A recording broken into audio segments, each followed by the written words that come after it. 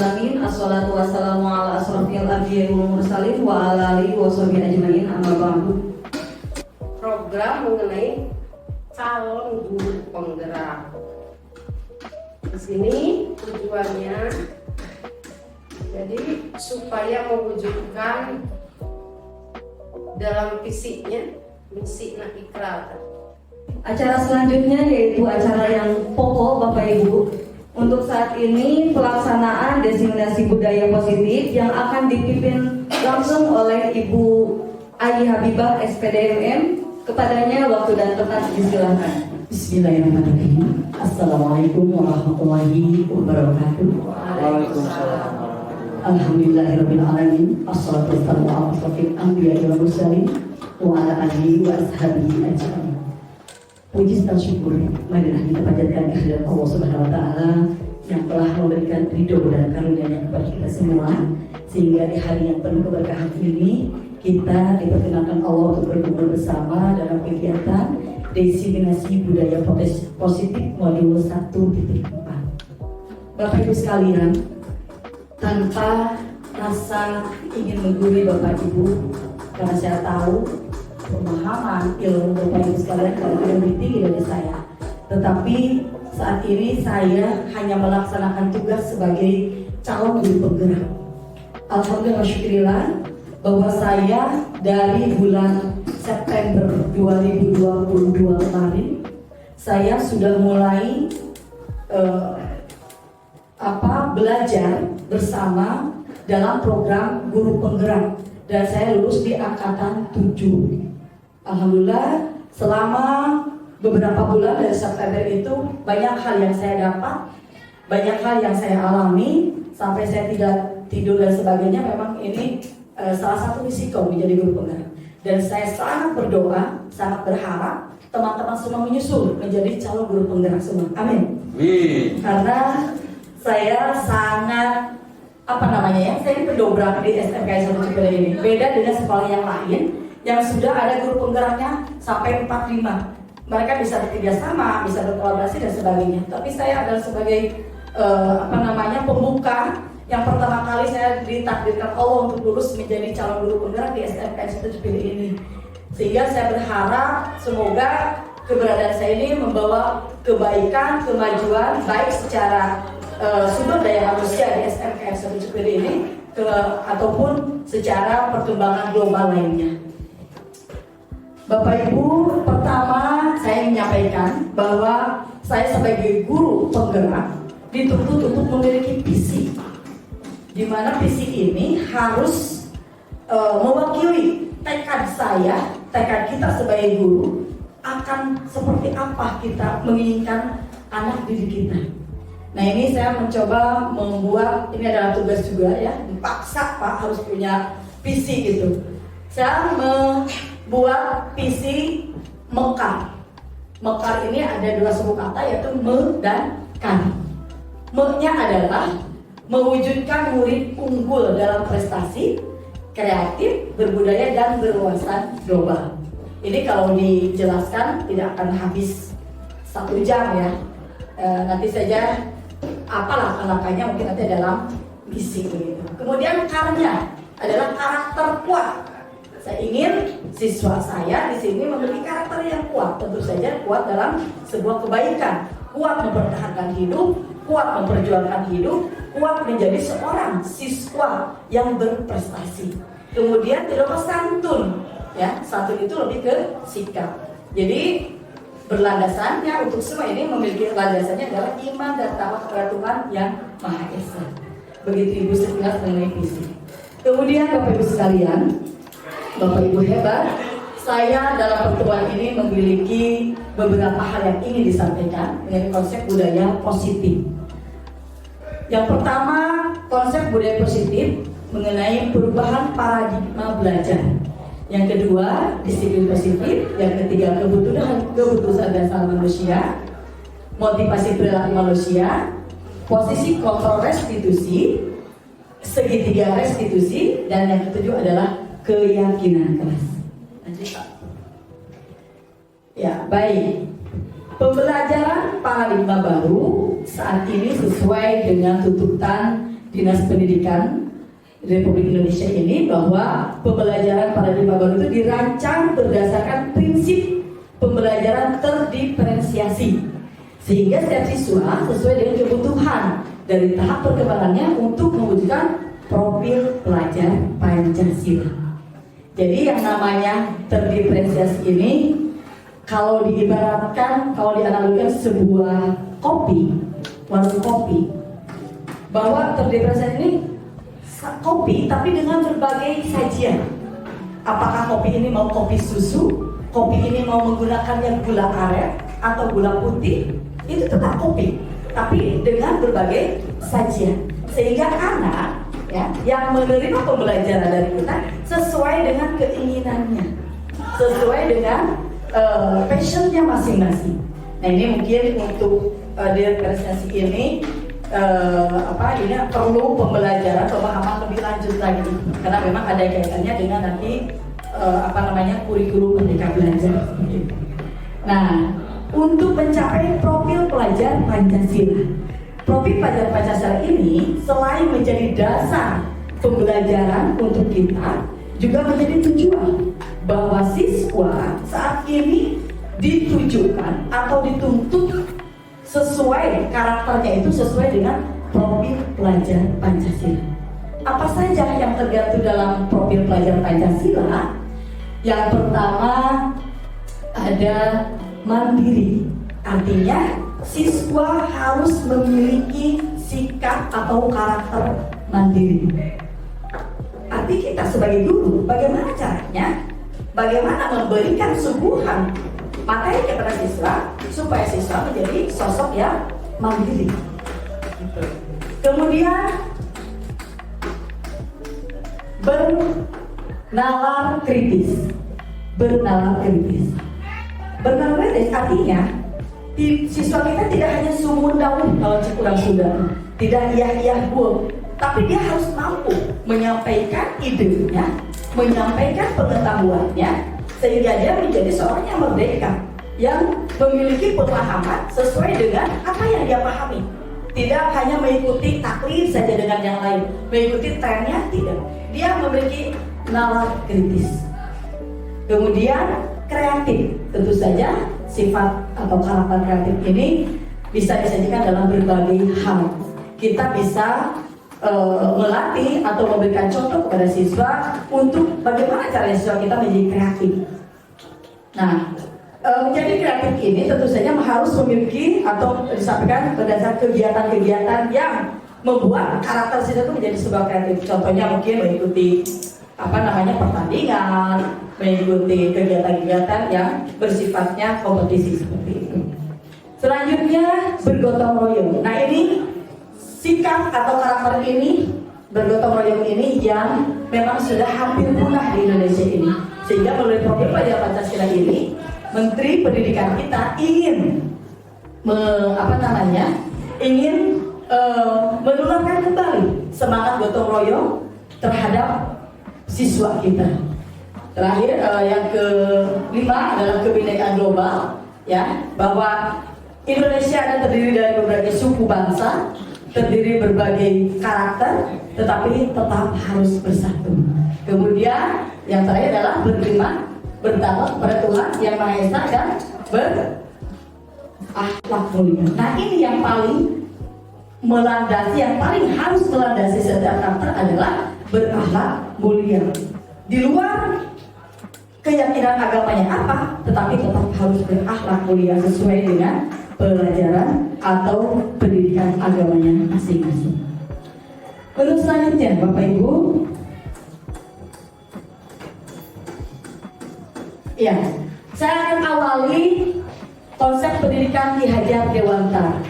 Untuk memahami konsep pendidikan ini, saya selama sebulan diberikan pemahaman tentang konsep Ki Hajar Dewantara, bahwa saya memang Ki Hajar Dewantara adalah tokoh pendidikan nasional.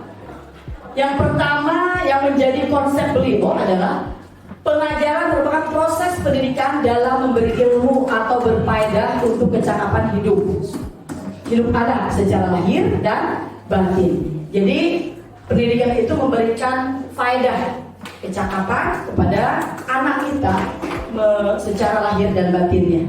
Jadi bukan hanya lahir saja atau bukan hanya batin saja, tapi dua faktor itu harus ada. Kemudian apa itu pendidikan? Kalau tadi pengajaran, sekarang adalah pendidikan atau opudi, yaitu memberi tuntunan terhadap segala kekuatan kodrat yang dimiliki anak agar ia mampu mencapai keselamatan dan kebahagiaan yang setinggi-tingginya, baik sebagai seorang manusia maupun sebagai anggota masyarakat. Jadi melalui pendidikan ini lebih luas, lebih dalam, ya. Ini menghantarkan anak-anak kita menjadi anggota masyarakat yang berkualitas dan penuh kebahagiaan. Kemudian pendidikan itu bukan menuntut, Bapak Ibu. Pendidikan itu bukan menuntun. Artinya kita sebagai guru jangan hanya menuntut kepada siswa harus A, siswa harus B, tetapi kita lebih menuntun anak-anak kita. Menuntun artinya kan dengan dengan sebuah kebaikan, dengan cara kelembutan, dengan cara yang santun, itu namanya menuntun. Kemudian menuntun ini kita ibaratkan dengan filosofi seorang petani. Petani itu menanam setakai jagung atau menanam jagung di kebun, ya. Dia hanya menanam, kemudian dia tidak memiliki kekuasaan untuk menumbuhkan, untuk menjadikan si jagung itu menghasilkan jagung, tidak. Tapi dia hanya merawat, memberikan pupuk, bala dikoret, tanahnya kalau tidak gembur digemburkan. Itu tugas petani, sehingga menghasilkan pohon jagung. Makmurkah atau jagung itu tidak berbuah, itu tergantung kepada petani itu merawatnya. Nah, begitupun dengan kita sebagai guru, anak itu tidak bisa kita paksa menjadi kamu harus pintar matematika, kamu harus menguasai, tidak bisa. Kita hanya memberikan pembelajaran, memberikan contoh, mengasuh mereka, mengarahkan mereka ke jalan yang lebih baik. Nanti anak-anak kita sudah menjadi alumni di sini akan mampu realisasikan apa yang dia dapat di masyarakat, begitu. Jadi arti menuntun bukan menuntut, seperti itu. Kemudian juga dasar pendidikan anak berhubungan dengan kodrat alam dan kodrat zaman. Kodrat alam berkaitan dengan sifat dan bentuk lingkungan di mana anak berada atau secara alamiah. Sedangkan kodrat zaman berkaitan dengan isi dan nilai. Artinya kalau kodrat alam itu kaitannya dengan sifat, bentuk, karakter, bawaan, itu alamiahnya dari ibu bapaknya, saudaranya seperti itu, sudah sudah terbentuk. Bagaimana mungkin itu pemahaman dia selanjutnya. Tapi beda lagi dengan kodrat alam yang baru saja. Kalau kodrat zaman, dia di mana dia hidup, di lingkungan apa dia berada, nah itu yang akan membentuk. Kodrat zaman sekarang, semua anak harus menguasai IT misalnya. Semua siswa harus disiapkan menjadi seseorang yang memahami ilmu pengetahuan dan teknologi. Nah, masalah zaman ini mungkin akan sama, ya, di Papua karena tuntutan pendidikannya sesuai dengan tuntutan zaman sekarang harus menguasai IT. Tapi kalau alam itu akan berbeda-beda. Anak yang hidup di Jawa Barat akan berbeda karakternya dengan anak yang hidup di Papua misalnya. Itu karena bentukan alamnya. Lanjut, ya. Selanjutnya kita akan lanjut dengan disiplin positif. Nah, Bapak Ibu sekalian, disiplin positif dalam budaya kita akan maknanya itu disiplin dimaknai menjadi sesuatu yang dilakukan orang pada orang lain untuk mendapatkan kepatuhan. Kita cenderung menghubungkan kata dengan kedisiplinan. Artinya seringkali kita mengartikan bahwa disiplin itu untuk anak saja. kamu temenan kaberangan, menuntut orang lain. Hei kamu bajunya kalau Senin ini, kalau Kamis ini, kamu belajarnya harus ini, kamu harus begini. Itu seringkali kita mengartikan seperti itu. Padahal kedisiplinan di sini kalau kita lihat harus terbitnya dari intrinsik kita, dari motivasi diri kita sendiri. Sebelum kepada orang lain, artinya diri kita harus disiplinnya terlebih dahulu.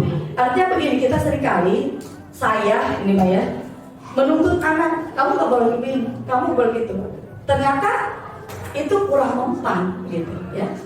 Kemudian disiplin positif ini merupakan salah satu cara ya, salah satu cara untuk membentuk sebuah karakter anak, sehingga dan yang bertujuan untuk menumbuhkan kesadaran serta memberdayakan anak untuk melakukan sesuatu tanpa sogokan, ancaman maupun hukuman. Jadi fungsinya sebetulnya dalam disiplin itu adalah untuk menumbuhkan motivasi intrinsik atau kesadaran ya, supaya anak itu melakukan sesuatu itu bukan karena sogokan, bukan karena takut guru, bukan karena takut ibu kepala, bukan, tapi timbul dengan sendirinya, atau apalagi karena hukuman gitu. Selanjutnya sebagai pendidik, tujuan kita adalah menciptakan anak-anak yang memiliki disiplin diri sehingga mereka bisa berperilaku dengan mengacu pada nilai kebajikan universal dan memiliki motivasi intrinsik, bukan motivasi ekstrinsik. Barangkali di sini saya akan bahas mengenai motivasi intrinsik ya tadi. Kalau intrinsik itu kidang serangan, semangat, memiliki semangat sendiri, tanggung jawab sendiri. Dia datang ke sekolah jam 7 kurang 15 karena dia takut. Dasar manusia. Iya, kebutuhan dasar manusia itu yang saya ingat nih, manusia itu butuh bahagia. Tentu saja siapapun itu, mau kepala sekolah, mau guru, anak-anak, anak gembel sekalipun, semua butuh kebahagiaan atau have fun. Bertahan hidup, survive.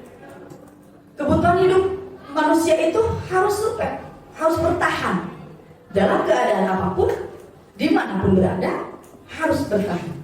Kemudian kebutuhan dasar manusia itu kasih sayang dan rasa diterima. Ada anak saya tahu kasus, dia merasa tidak diterima di kelasnya, dia mengundurkan diri. Sampai saat ini dia kelas 10 kalau nggak salah, karena alasannya merasa sendiri, tidak memiliki teman. Nah ini karena memang kasih sayang dan rasa diterima itu adalah merupakan unsur atau kebutuhan dasar manusia. Kemudian penguasaan. Tanpa ada rasa munafik, siapapun pasti ingin berkuasa. Setiap manusia ingin memiliki power, ingin didengar, ingin diikuti. Ya, itu adalah power. Kemudian kebebasan, freedom.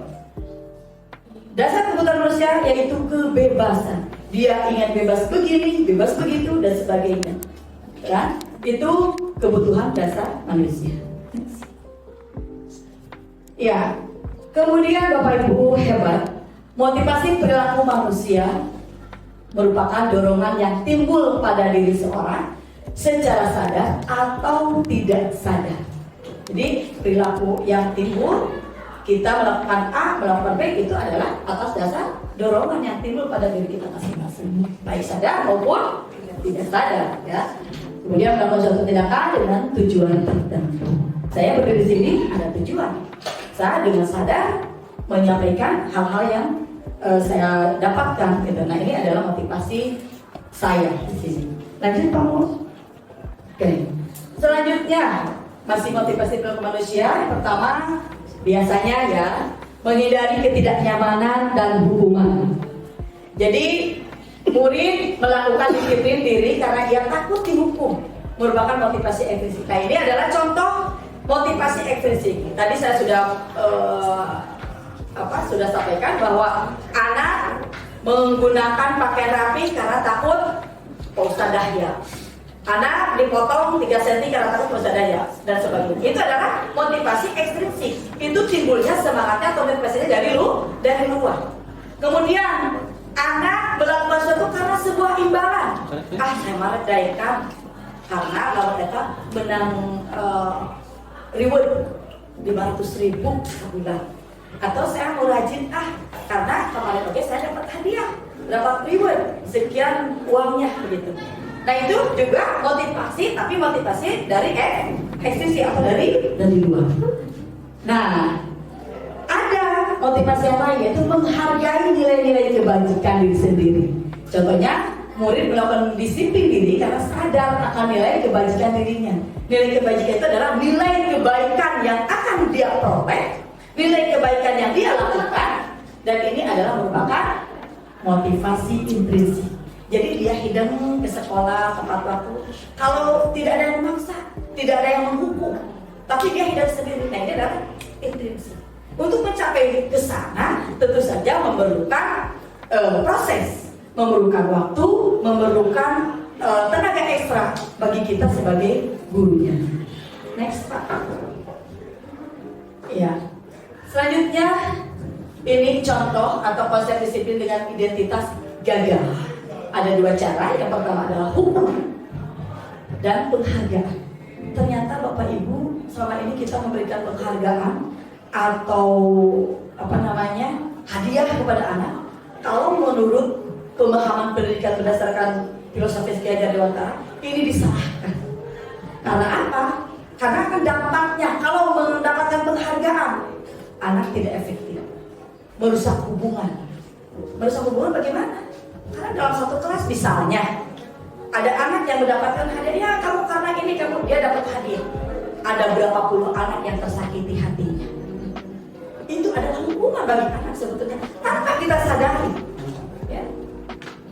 Misalnya di antara temannya, oh ini karena kamu mah selalu tepat waktu, datang waktu ke sekolah, ada di sekolah, kamu dapat hadiah ya. Satu sisi bagus, mungkin karena kita alasannya ya untuk buat saya yang lain, tapi salah Bu. Ternyata banyak yang tersakitinya daripada yang senangnya. Lu senang asa orang mendapat hadiah, yang tersakitnya 37 orang. Itu dalam satu kelas. Iya. Kemudian mematikan kreativitas.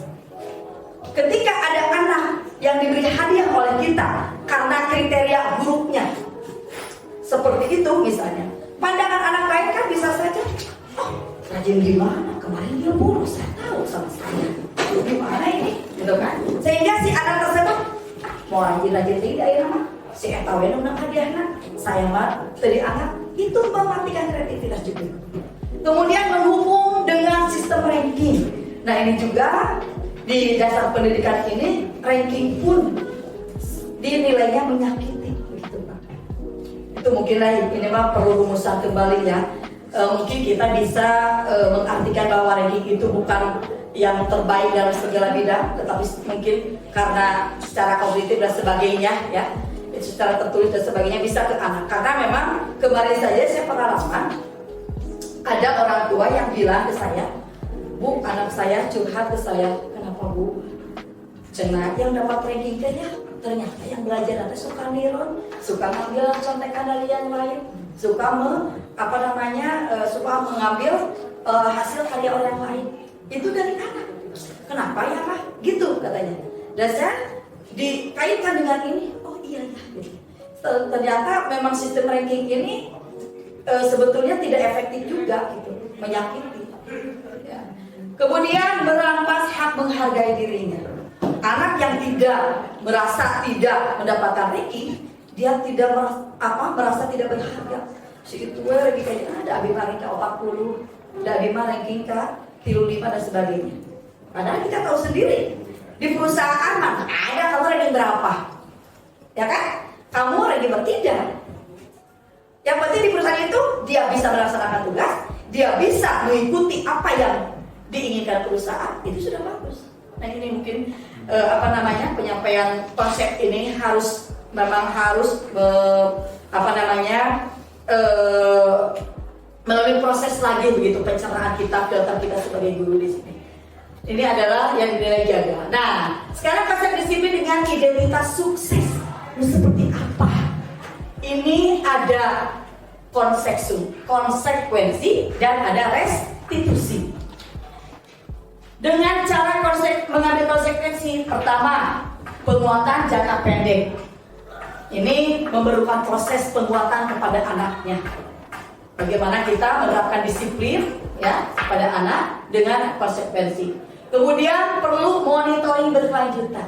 Kalau kita menentukan sebuah aturan konsekuensi, memerlukan monitoring berkelanjutan. Jadi bukan hanya saat itu saja. Besok, lusa terus dimonitor. Kemudian stimulus respon. Ada terjadi stimulus respon. Artinya ada tindakan, ada respon. Kemudian murid akan menghormati peraturan. Kalau ada konsekuensi seperti ini, murid akan menghormati aturan. Anak atau murid itu menyadari karena dia sudah melakukan pelanggaran misalnya begitu. Kemudian kehilangan waktu untuk memenuhi kesalahan. Kalau dengan sistem konsekuensi ini, anak tidak akan meratapi, kurang rambut kurang dipotong kamari, Pak Asep, Pak BK dan sebagainya. Dia tidak akan meratapi seperti itu, ya. Tidak akan meratapi kesalahannya. Tapi dia sadar bahwa ini adalah konsekuensi dia melanggar aturan. Gitu. Jadi artinya sebuah aturan harus ditegaskan kalau dengan konsekuensi. Kalau kamu memilih A, kamu akan B.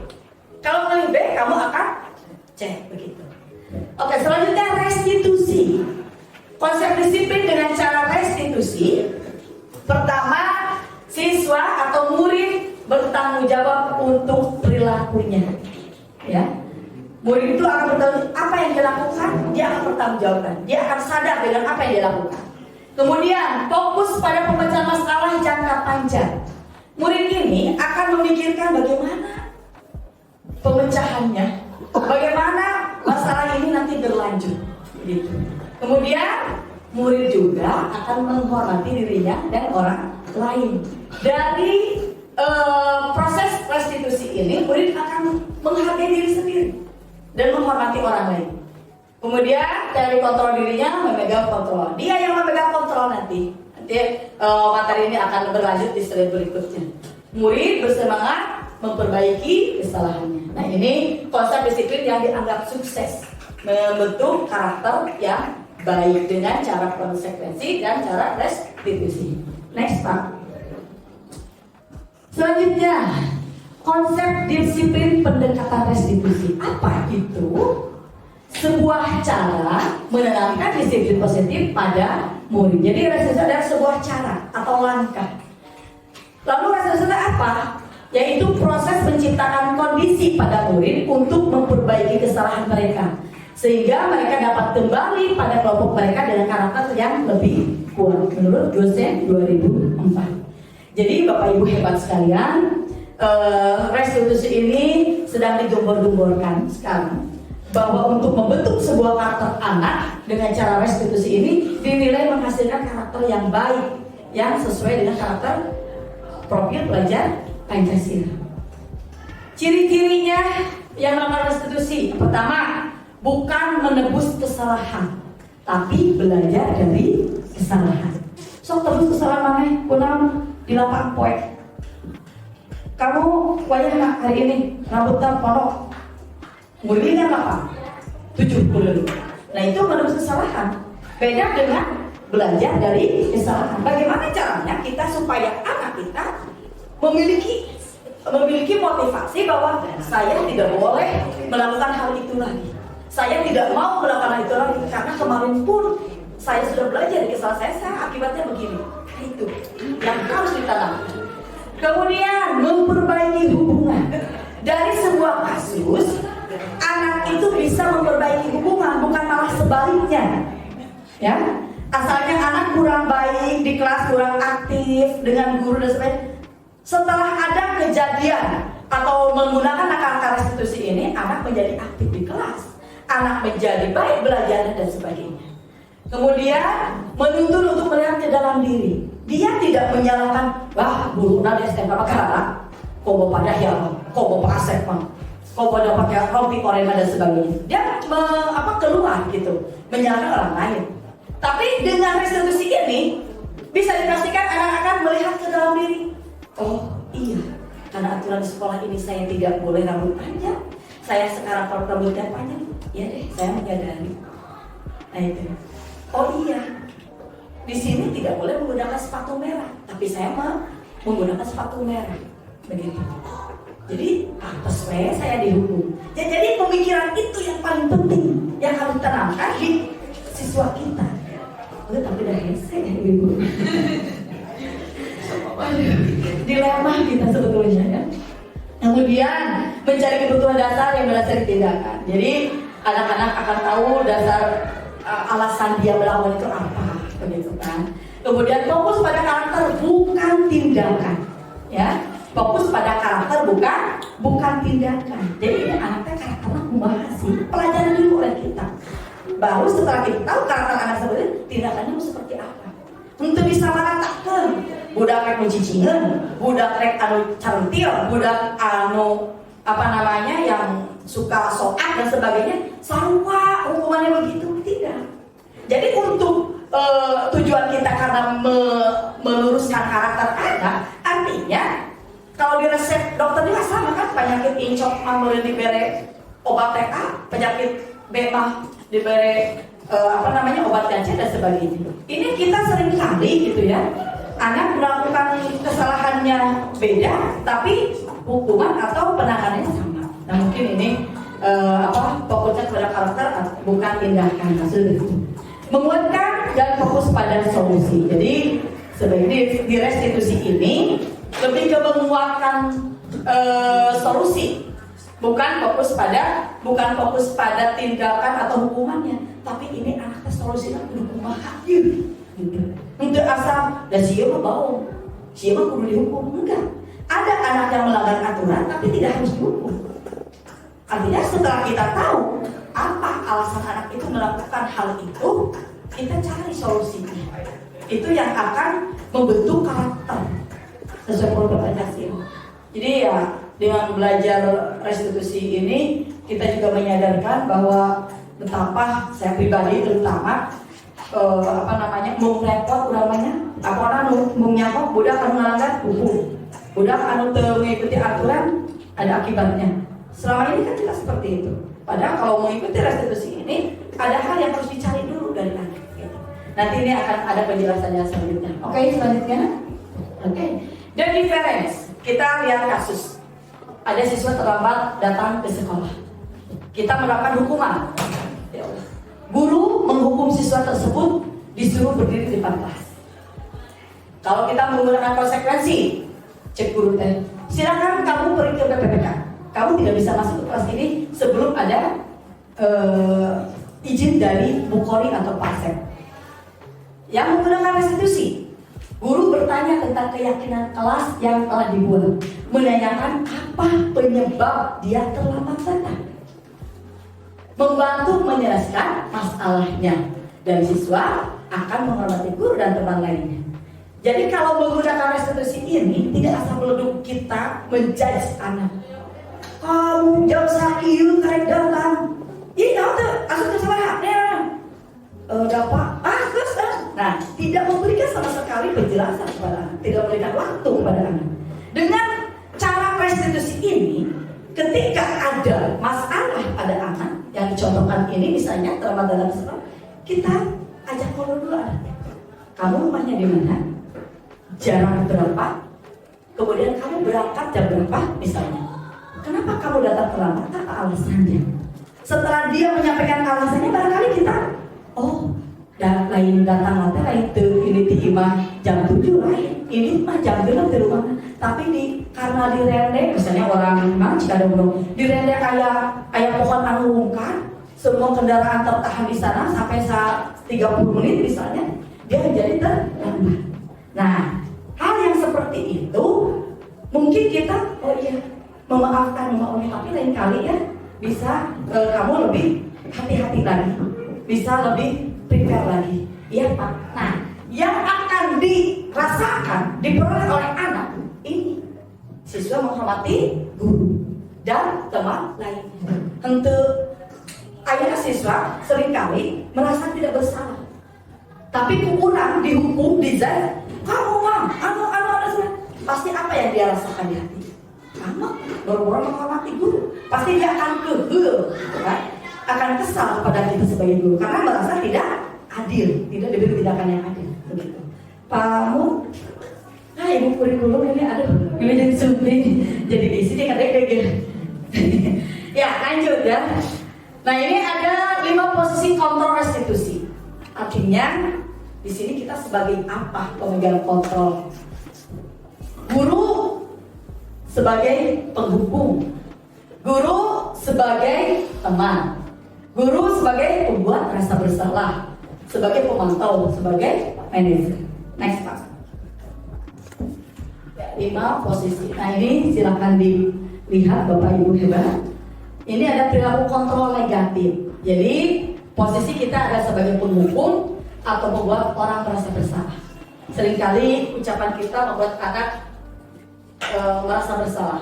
Contohnya ini dalam perbuatan, kalau menghukum, menghardik, menunjuk-nunjuk, menyakiti atau menyindir, itu sudah merupakan hukuman. Kemudian kalau pembuat merasa bersalah, menceramahi, menunjukkan kecewaan, misalnya kamu sudah mengucapkan ibu dan bapak guru di sini. Nah itu anak akan merasa bersalah seperti itu. Dan hasilnya kalau menghukum akan memberontak, ada rasa dendam, menyalahkan orang lain. Yang ini menyembunyikan, menyangkal, berbohong. Karena banyak sifat anak atau sifat manusia yang untuk menutupi kesalahannya, dia akan menutupi kesalahan dengan kebohongan yang lainnya. Gitu. Nah, ini ada perilaku kontrol positif. Kita sebagai guru bertindak atau pemegang kontrol sebagai teman. Bisa membuatkan alasan-alasan untuk murid-muridnya. Atau guru berkata, lakukan untuk Bapak Ibu ya, sudah nanti Bapak Ibu bantu bereskan. Ini karena dia merasa sebagai teman dengan siswa, seringkali menyampaikan seperti itu. Tapi hasilnya akan ketergantungan siswanya. Ada ku ayi sudi pangdamelkeun mau diajar. Mungkin ada ku si Pak Amir mah bima sok diobok dan bima cek Pak Amir ge geulis. Gitu. Ya. Iya. Apalagi Paranto ada bagus. Ya. Abi mah tara di buku mah dalam salah Paranto mah gak ada seperti bantuan. Jadi nyantai aja. Nah, itu kita pemegang kontrol sebagai teman. Hasilnya seperti ini. Anak tidak akan mandiri. Nah, kita lihat posisi kita sebagai pemantau, menghitung dan mengukur misalnya. Kamu berapa kali? 3 kali, 4 kali bolos begini misalnya ya. Kemudian guru berkata, apa peraturannya? Apa konsekuensinya? Misalnya si anak melakukan terlambat gitu. Udah berapa kali dihitung? Oh 3 kali. Terus kata guru, apa peraturannya? Apa konsekuensinya? Sanksinya? Apa yang telah kamu lakukan? Apa yang terjadi sekarang? Itu ditawarkan kepada anak, ditanyakan kepada anak. Nah, hasilnya kalau dengan cara memantau seperti ini, anak akan menyesuaikan bila dia makanya Kori pakai baju yang ini, padahal seragam pakai, padahal tuh kaya, ya itu. Jadi ini kontrol kita sebagai pemantau. Karena masih diawasi anak teh. Wah, anu bageut aya mah balik dari kakak tersebut. Nah, ini kontrol diri sebagai manajer. Guru mengajukan pertanyaan-pertanyaan kepada anak atas kesalahan dia. Misalnya, kenapa kamu kesiangan? Ada kendaraannya bagaimana? Jaraknya bagaimana? Itu banyak pertanyaan-pertanyaan. Kemudian guru juga berkata, apa yang kita yakini? Jadi kembali ke keyakinan kelas. Untuk keyakinan kelas nanti saya akan ada sampaikan. Apa kamu yakini hal tersebut? Kalau kamu yakininya, kamu perbaikinya. Kalau kamu memperbaikinya, kira-kira hal tersebut akan menggambarkan apa tentang ilmu. Jadi dikembalikan lagi tindakan anak itu dikembalikan kepada anak itu sendiri. kita hanya sebagai manajer, memanage. Gitu. Jadi kalau kamu melakukan itu, kamu akan seperti ini.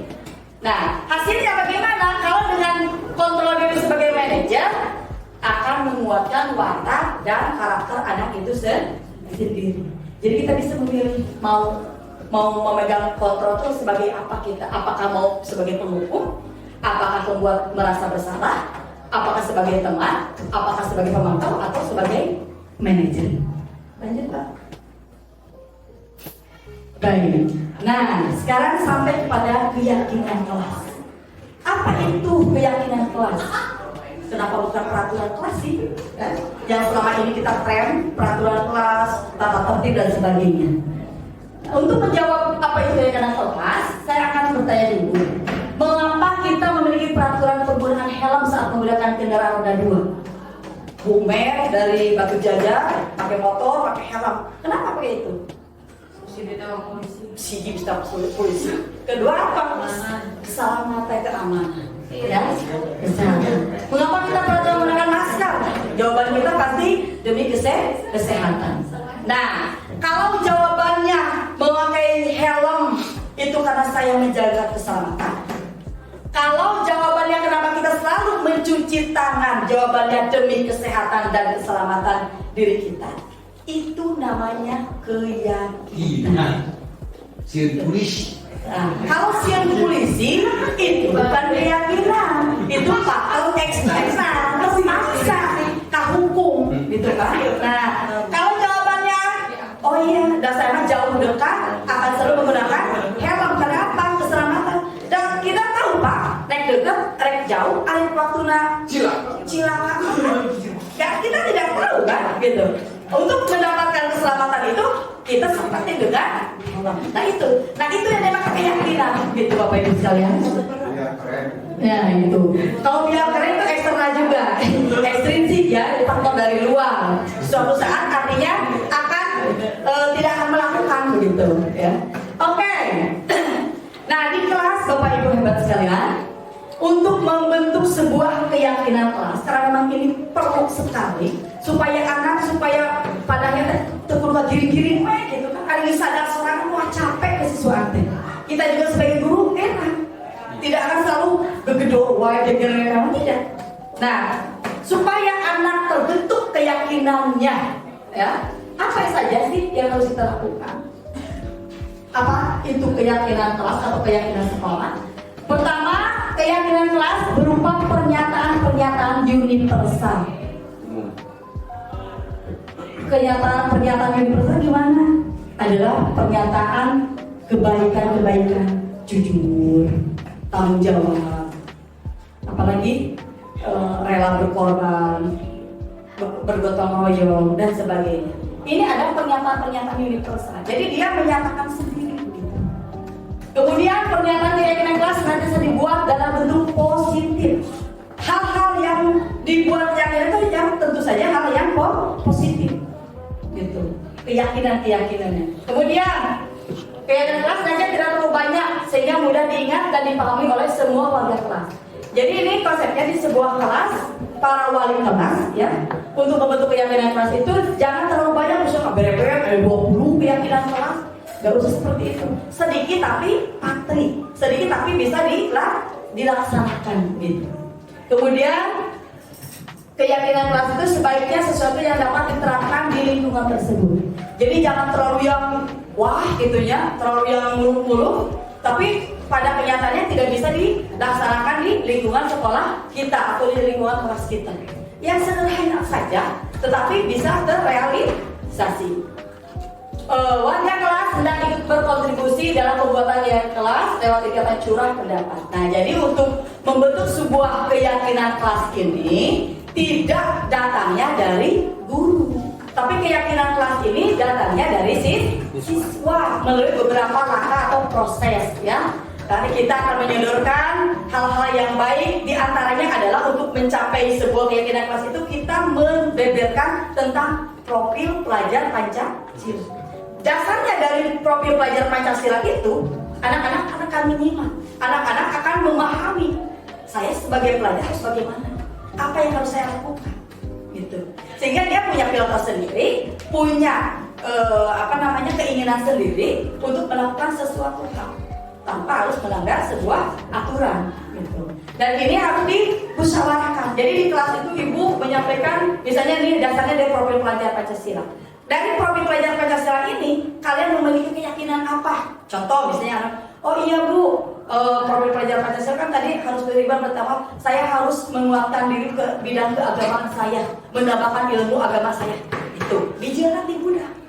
Kemudian mandiri, oh saya harus mandiri bu, tidak boleh tergantung kepada guru, tidak boleh tergantung kepada anak. Itu harus keluarnya dari siswa. Nah, bagaimana caranya kita sebagai guru menyampaikan hal itu melalui profil pelajar Pancasila sehingga timbul sebuah keyakinan kelas, gitu. Pernyataan-pernyataan yang disampaikan oleh anak. Nah, bersedia meninjau kembali keyakinan kelas dari waktu ke waktu. Setelah ada keyakinan kelas, pula dianggap di saat tahun 2020 misalnya ketika 2020 keyakinan kelasnya etak gitu. Tidak, harus dipantau terus, harus diperbarui terus sesuai dengan perkembangan waktu, perkembangan zaman anak-anak. Selanjutnya, nah prosedurnya apa, bagaimana langkah-langkahnya untuk membentuk sebuah keyakinan kelas? Mempersilahkan warga sekolah atau murid-murid sekolah untuk bercurah pendapat tentang peraturan yang perlu disepakati di sekolah kelas atau di kelas kita. Jadi tadi yang menjadi dasarnya adalah profil pelajar Pancasila. Nilai-nilai yang terkandung dalam profil pelajar Pancasila itu apa saja? Kita jelaskan kepada anak, sehingga anak nanti akan menyampaikan masukan-masukan, menyampaikan catatan-catatan apa saja yang ingin dia lakukan, apa saja yang tidak boleh dia lakukan, begitu. Kemudian curah pendapat lah ya, jadi berdiskusi seperti itu. Kemudian sesudah keyakinan kelas, saya prosedur pembentukan keyakinan kelas. Gantilah kalimat-kalimat dalam bentuk negatif menjadi positif. Misalnya, dilarang berjalan di depan koridor. Nah, nggak boleh ada kata dilarang, nggak begitu. Tapi berjalanlah berjalan di koridor, bersikap jujur, bertanggung jawab, saling menghargai dan tolong menolong, ramah, sopan dan peduli, menyimak dengan baik, bersikap sopan dan hormat kepada guru. Ini 6 keyakinan kelas. Nah, dari 6 keyakinan kelas ini, maka lahirlah sebuah peraturan kelas. Next Pak. Dari situ mereka membuat peraturan kelas. Yang pertama, bentuk apa nih? Nomor 1, bentuk tanggung jawab. Datang di sekolah atau di kelas 10 menit sebelum jam pelajaran dimulai. Nah, ini dari keyakinan kelas tadi yang bertanggung jawab dan sebagainya. Yang tadi sampaikan ini akan lahir seperti ini dari mereka ini. Selalu menjaga kebersihan. Jadi kita tidak harus berbengel ini kelasnya, enggak, karena mereka sendiri yang menyanggupi ini. Ini akhirnya dari pemikiran mereka. Ya, walaupun namanya juga anak-anak ya, tidak setiap hari konsisten. Ya, tetap saja kita sebagai guru harus berperan sebagai monitor, gitu ya, sebagai sebagai seorang yang selalu mengawasi mereka, begitu. Ya. Nah ini Bu contohnya. Nah, yang terakhir ada segitiga restitusi. Apa itu segitiga restitusi? Yaitu proses menciptakan kondisi pada murid untuk memperbaiki kesalahan mereka sehingga mereka dapat kembali pada kelompok mereka dengan karakter yang lebih kuat. Ini disampaikan oleh dosen. Lanjut Pak. Nah ini Bapak Ibu, ini adalah restitusi segitiga. Yang pertama yang harus melakukan yang dilakukan dalam restitusi segitiga itu, kita menstabilkan identitas. Artinya begini, ketika anak dalam sebuah masalah atau melakukan sebuah kesalahan, kita tidak langsung menjudge, memberikan nilai bahwa anak ini nakal. Tidak. Dengan segitiga restitusi ini adalah langkah-langkah untuk memberikan atau mencari solusi. Yang pertama, menstabilkan identitas dulu dengan kata setiap orang pasti pernah melakukan. Ya, ibu mengerti setiap orang pasti pernah melakukan kesalahan. Kamu bukan satu-satunya yang pernah melakukan kesalahan dan sebagainya. Lah kata-kata itu bisa dicari oleh kita. Ya, menstabilkan identitas dulu. Kemudian validasi tindakan yang salah. Silakan sama Bapak Ibu tanya anaknya, kamu tentu punya alasan mengapa melakukan kesalahan itu. Ada yang lebih efektif untuk mendapatkan apa yang kamu butuhkan. Jadi validasi dulu tindakannya. Kenapa anak itu melakukan itu? Apa alasannya? Sehingga dia mau atau bisa berbuat seperti itu. Gitu. Kemudian menanyakan keyakinan kelas. Karena tadi kita sudah membentuk sebuah keyakinan di kelasnya, kita tinggal balikan. Jadi keyakinan kelas apa yang telah kita sepakati? Anak tuh gak boleh gini, gak boleh gini, gak boleh ini, atau kita tunjuk saja di dinding kan, keyakinan kelasnya disimpan di dinding. Silakan, mana yang kamu langgar? Kamu ingin menjadi orang yang seperti apa? Tanya seperti itu.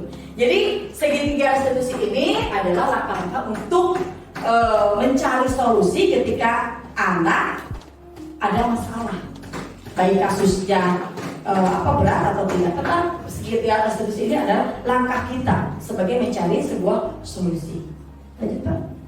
Nah, ini contoh dialog penerapan segitiga restitusi. Peringkatnya sambil gilir. Nih, Pak Joko, Mario, Adi, Bapak tadi dengar laporan dari guru piket di kantin. Sepertinya kalian dalam masalah ya? Ada yang bisa Bapak bantu?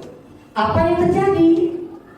Iya Pak, tadi Pak jam istirahat pagi kami main lempar-lemparan makanan di kantin. Tapi tidak sengaja malah melempar kena wajah Ibu Hajah Juwalia, kepala sekolah, ketika beliau sedang berjalan.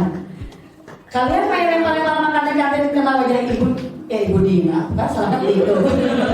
Ketika beliau sedang lewat, Maria dan Adi, iya Pak, dengan wajah sedih dan muka menunduk, mereka mengatakan itu. Pak Joko, Adil, ada informasi yang kamu mau tambahkan? Adi, kami tidak bermaksud melakukannya, tapi apa? Tapi kami tidak sengaja. Apakah kalian tahu kalau kalian berada dalam masalah sekarang? Maria dan Adi, iya. Baiklah, Bapak di sini bukan untuk mencari siapa yang salah. Bapak di sini untuk mencari penyelesaian sama-sama. Berpikir sama-sama tentang apa yang bisa kita lakukan untuk memperbaiki situasi ini. Kalian pasti melakukan itu ada alasannya ya. Pasti seru ya main lempar-lemparan makanan begitu. Maria dan iya Pak. Ya Bapak bisa lihat kalian bisa senang melakukannya. Tetapi ya kalau merugikan orang lain sehingga mereka kalian dalam masalah. Iya Pak. Sekarang mari kita bicarakan tentang keyakinan kelas dan keyakinan sekolah kita. Apa yang kita percaya? Yang mana yang kalian belum tunjukkan? Kita harus bersikap baik satu sama lain, menghormati orang lain dan menghormati dirimu sendiri. Kalian berdua ingat dengan baik keyakinan kelas kita kembali pada kita. Kalian main lempar-lemparan makanan dan mengenai Ibu Dina. Kalian gantilah namanya. Apakah ketika kalian melakukan itu kalian menghormati orang lain dan lingkungan? Tidak Pak. Nah, ketika dia bilang tidak, artinya ada keyakinan dalam dirinya. Tanpa harus Pak Joko, kamu salah, kamu gak boleh begitu, kamu tidak hormat ke kepala sekolah, kamu kurang ajar. Tanpa Pak Joko itu ngomong gitu, dengan obrolan seperti ini dia akan timbul keyakinannya bahwa perbuatan yang tadi mereka lakukan adalah tidak benar. Nah ini jadi singkatnya seperti itu, dialog seperti itu. Jadi ini segitiga restitusi obrolan seperti itu. Next Pak. Jadi waktu itu saya menyampaikan muatan-muatan yang berdasarkan profil pelajar Pancasila, apa itu tanpa kepada Tuhan Yang Maha Esa, sifatnya seperti apa, saya jelaskan seperti itu dulu ya. Kemudian mereka saya bagikan kertas kecil untuk menyampaikan keyakinan kelas apa yang dia dapatkan dari proses tersebut gitu. Sehingga saya setelah itu tempelkan hasil keyakinan kelas mereka, pendapat mereka di depan papan tulis. Setelah semuanya kan dari satu kelas itu ada 38 ya, tidak mungkin semuanya menjadi keyakinan kelas. Nah dari sana difilter lagi, dipilih lagi mana yang maknanya sama, mana yang terwakili dengan kata-kata yang lain dan sebagainya begitu. Sehingga tadi terbentuk ada 8 keyakinan kelas di AKL 3.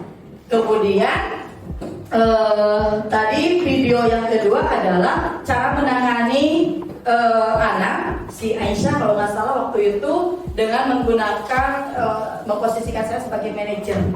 Jadi saya tidak menjudge dia, saya lebih ke oh ya ibu merasakan kalau kejadian itu terjadinya kepada ibu, mungkin ibu juga akan sama apa yang dilakukan sama kalian. Tapi kamu harus berpikir bahwa dengan melakukan itu tidak menjadikan itu adalah jalan keluar.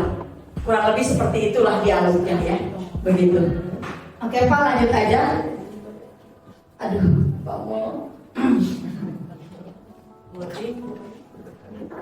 Ya. Karena ini langsung Iya sih, ada ini ya.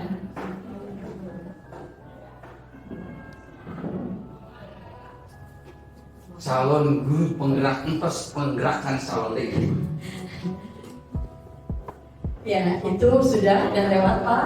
Itu ada apa namanya peraturan kelas. Jadi intinya dari keyakinan kelas itu akan lahirlah peraturan kelas yang anak buat dan yang anak itu sendiri yang melaksanakannya gitu.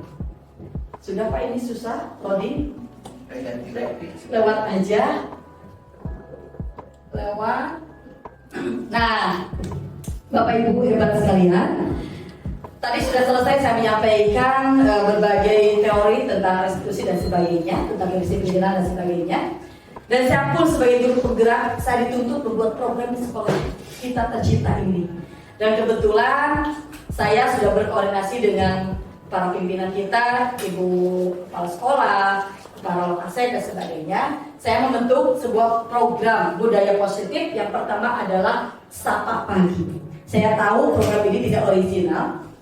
Maksudnya di sekolah lain pun sudah terlaksana, tapi saya melihat di sekolah kita belum terlaksana dengan kontinu gitu, dengan baik. Nah, jadi saya membuat program Sapa Pagi. Jadi setiap paginya kita akan menyapa. Bagaimana caranya? Tidak mungkin semua guru setiap pagi kompak.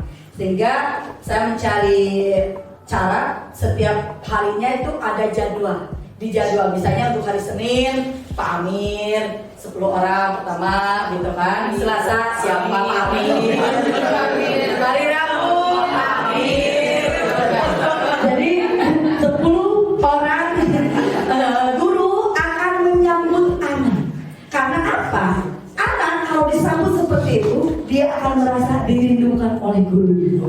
Dia akan merasa dibutuhkan oleh guru. Begitu. Sehingga tindakan Sapa Pagi ini saya yakini bahwa ini adalah tindakan yang akan membentuk karakter baik untuk siswa kita. Gitu. Program yang kedua, Rabu Membaca. Rabu Membaca ini ada kaitannya dengan literasi. Ya. Jadi nanti setiap hari Rabu anak-anak 15 menit sebelum masuk sekolah, Ibu Bapak Guru hebat, mohon izin nanti anak-anak untuk membaca terlebih dahulu seperti sholat duha di tengah rapat gitu. Dan siswa atau murid semuanya harus sudah bawa buku dari rumah. Ya, artinya dari rumah itu mau pinjam dulu kembalinya dari perpustakaan, dari mana boleh. Dan buku pun bukan buku pelajaran, tapi buku non pelajaran seperti sastra, novel dan sebagainya ya. Nah itu, ini program saya untuk Rabu Membaca. Sehingga nanti diharapkan dengan program Rabu Membaca ini wawasan anak akan luas, akan bertambah dengan membaca ini. Gitu. Kemudian program ketiga adalah melaksanakan keyakinan kelas untuk para wali kelas. Jadi dimohon Bapak Ibu sekalian, program keyakinan kelas ini memang mungkin kalau di sini hanya tidak semua guru hadir ya, wali kelas hadir. Ini memang perlu sosialisasi lagi tentang keyakinan kelas ini, terutama bagaimana langkah-langkah untuk membentuk keyakinan kelas itu sendiri. Nah ini alhamdulillah ketiga program ini di-ACC sama Ibu Kepala Sekolah. Dan mudah-mudahan kita juga sebagai guru, khususnya saya, bisa melaksanakan, bisa merealisasikan program ini demi kebaikan, demi kemajuan sekolah kita tercinta, sehingga kita akan menghasilkan putra putri kita dengan karakter sesuai dengan profil belajar Pancasila. Lanjut Pak Mo, barangkali selesai sudah. Terima kasih jazakallahu khairan sudah mau menyimak penjelasan saya. Semoga bermanfaat. Dan saya berdoa Bapak Ibu khususnya yang ada di sini nanti akan menjadi calon guru penggerak juga. Karena saya merasakan luar biasa